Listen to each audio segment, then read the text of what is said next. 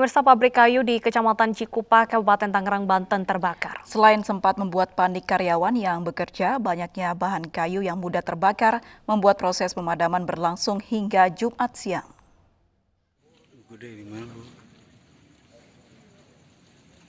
Pabrik kayu di Kecamatan Cikupa, Kabupaten Tangerang, Banten terbakar sejak malam hingga siang.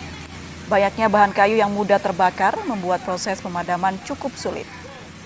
5 unit mobil pemadam kebakaran dari Kabupaten Tangerang diterjunkan ke lokasi kebakaran. Tidak ada korban jiwa dalam peristiwa kebakaran ini, namun kerugian ditaksir mencapai miliaran rupiah.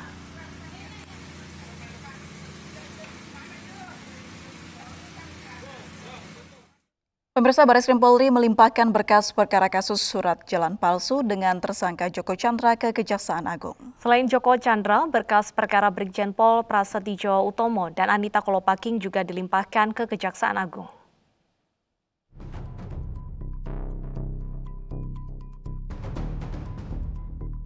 Setelah melengkapi bukti permulaan yang cukup, berkas perkara kasus surat jalan palsu dengan tersangka Joko Chandra dilimpahkan dari Bareskrim Polri ke Kejaksaan Agung. Pada waktu yang bersamaan, berkas dua tersangka lainnya yakni Brigjen Pol Prasetyo Utomo dan Anita Kolopaking juga ikut dilimpahkan ke Kejaksaan Agung. Kasus pemalsuan surat jalan atau surat jalan palsu JST telah rampung. Jadi ini ada 3 berkas perkara.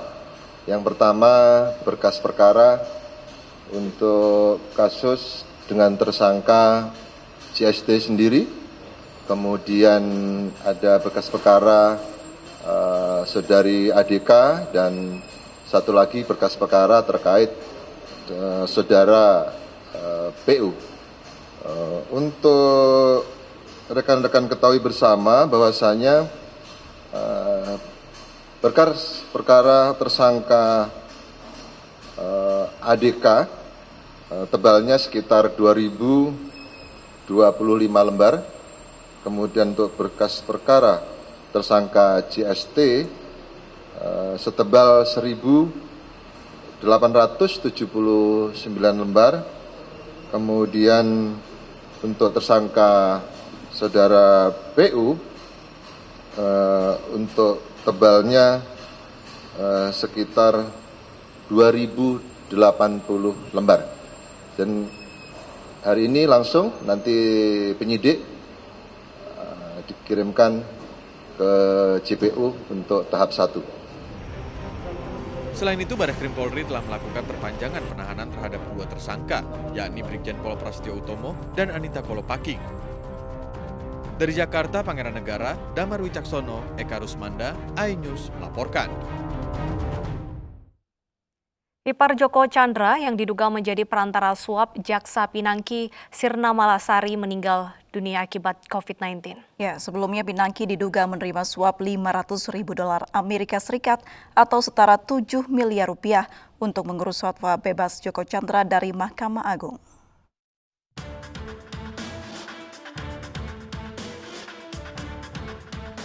Ipar terpidana korupsi Joko Chandra yang menjadi perantara suap dikabarkan meninggal akibat COVID-19. Ipar Joko Chandra ini diduga memberi sejumlah uang dari Joko Chandra kepada mantan politisi Partai Nasdem, Andi Irfan Jaya, untuk Jaksa Pinangki, Sirna Malasari. Namun, Kejaksaan Agung masih mengecek kebenaran informasi ini. Padahal, keterangan dari perantara suap ini sangat dibutuhkan Kejaksaan untuk mengungkap kasus. Baru saya selidiki itu, karena ada indikasi yang bersangkutan meninggal. Meninggal orangnya. Baru saya pastikan ini benar apa meninggal apa enggak ini. Kan itu. Ya belum lah, nanti hari nanti. Yang meninggal siapa tadi, Pak? Ya ini ada satu orang yang menjadi penghubung ini loh. Dari Kejaksaan atau Bukan. Sebelumnya, Jaksa Pinangki Sirna Malasari ditetapkan sebagai tersangka suap terkait pengurusan fatwa Mahkamah Agung. Fatwa agar terpidana korupsi Joko Chandra tidak dieksekusi kejaksaan atas putusan bersalah. Pinangki diduga menerima $500.000 Amerika Serikat atau setara 7 miliar rupiah dari Joko Chandra. Selain Pinangki, dalam kasus ini, Kejaksaan Agung juga menetapkan 2 tersangka lainnya, yakni Joko Chandra dan pengusaha sekaligus mantan politisi Partai Nasdem, Andi Irfan Jaya. Kejaksaan kini masih mendalami peran Andi Irfan dalam perkara ini. Dari Jakarta, tim liputan iNews melaporkan. Pemirsa, hari ini Kejaksaan Agung kembali memeriksa Jaksa Pinangki Sirna Malasari. Pinangki diperiksa sebagai tersangka kasus suap dan gratifikasi. Namun kasus Joko Chandra tidak hanya berhenti di Jaksa Pinangki, pemirsa. Pihak lain juga terlibat, yaitu pengusaha sekaligus mantan politisi Partai Nasdem, Andi Irfan Jaya.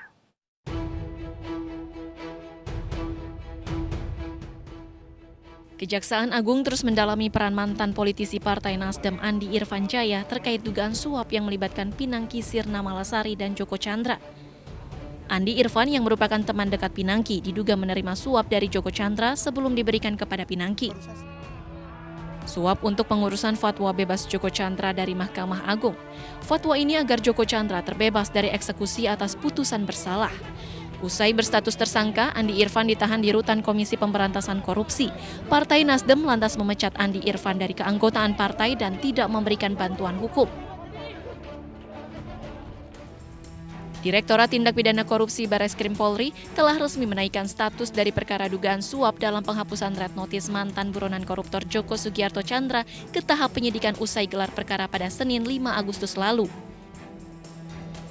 Polisi menduga adanya aliran dana dalam terhapusnya red notice Joko Chandra dari sistem perlintasan selama Mei hingga Juni 2020 lalu. Polisi menduga adanya penerimaan hadiah oleh penyelenggaraan negara.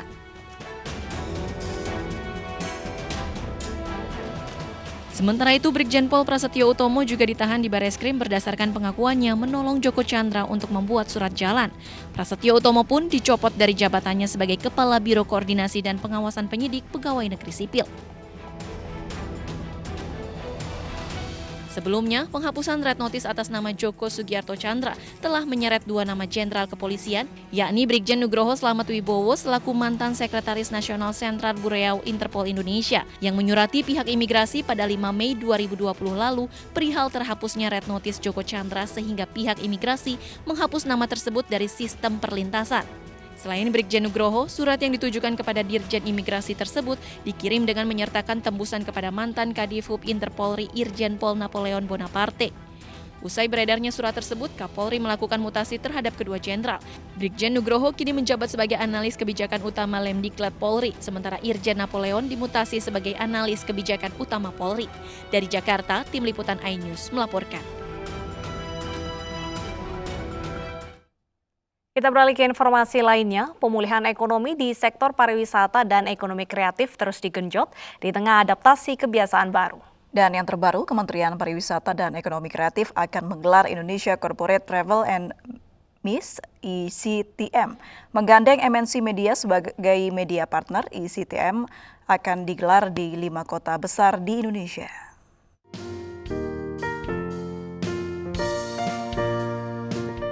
Indonesia Corporate Travel and MICE (ICTM) merupakan kegiatan bisnis to bisnis untuk corporate travel dan industri MICE.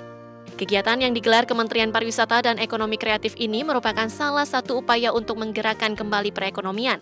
Dengan memanfaatkan kegiatan meeting, insentif, convention, and exhibition, MICE domestik yang telah mulai aktif kembali. Menerapkan protokol kesehatan ketat, ICTM akan digelar di 5 kota besar di Indonesia, yaitu Jakarta, Bogor, Bali, Yogyakarta, dan Malang, mulai pertengahan September sampai dengan akhir Desember 2020. Indonesia sangat kaya dengan tempat-tempat outdoor, di mana nanti ada local wisdom yang bisa kita tampilkan di situ ketika pertemuan. Nah, ketika kita bicara exhibition juga yang pasti akan ada pembatasan orang gitu ya, akan diatur sekali bagaimana orang bergerak yang tidak touch barang, dan ini akan ada atribut-atribut mengenai kesehatan yang harus ada, kebersihan kesehatan yang harus ada. Ini kita mempersiapkan, kita mau akselerasi lagi. Jadi dari targetnya sendiri kita akan mengundang 30 buyers atau perwakilan dari corporate, lalu dipertemukan dengan 30 seller yang memang sudah berkualitas. Menggandeng MNC Media sebagai media partner, ICTM dapat menjadi platform untuk saling terhubung, saling berbagi, saling belajar, dan saling mendukung pertumbuhan bisnis. Sebagaimana diketahui bahwa MNC itu, khususnya media itu kan memiliki banyak unit-unit yang bergerak di bidang media, mulai dari televisi, radio, portal maupun print ya, koran dan segala macam. Nah, ini akan kita manfaatkan untuk mempromosikan, untuk memberitakan. ICTM akan menggelar 5 program unggulan yakni Talk Show, Seller Workshop, Buyers Meet Sellers, Buyers Exchange Forum, Gala Dinner, serta Post Tour. Tim Liputan iNews melaporkan. Pemirsa, seorang pengemudi tidak terima kendaraannya diderek petugas suku dinas perhubungan karena melanggar aturan. Kami kembali usai jeda berikut ini.